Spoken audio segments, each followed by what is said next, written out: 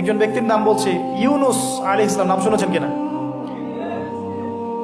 আমরা সবাই জানি তিনি মাছের পেটে ছিলেন।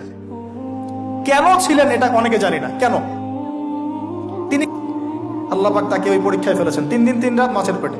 তখন তিনি কি দোয়া করছেন? লা ইলাহা ইল্লা আনতা সুবহানাকা ইন্নী কুনতু মিনাজ জালিমিন। আল্লাহ পাক বলছেন সূরা সফফাতের মধ্যে, তিনি যদি এই দোয়াটা না পড়তেন, লা লাবিসা ফি বাতনিহি ইলা ইয়াউমি ইউবআসুন, কিয়ামত পর্যন্ত তিনি মাছের পেটে থাকতেন।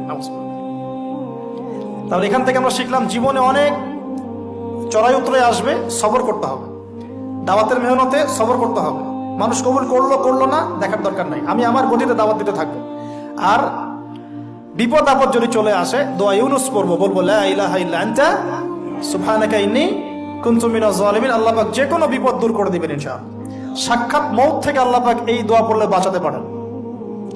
এটা কি মৃত্যুর মুখোমুখি ছিলেন না মাছের পেটের মধ্যে? ওখানে কিন্তু মাছ যখন বমি করে দিয়ে গেছে তীরে, তখন সেখানে লাউ গাছ উৎপন্ন করা হয়েছে, লাউ গাছ। তো এটাতে আপনারা বুঝে ফেলেন যে এর সাথে কি সম্পর্ক আছে। তো ইউনুস আলাইহিস সালামের জীবন থেকে শিক্ষা কি?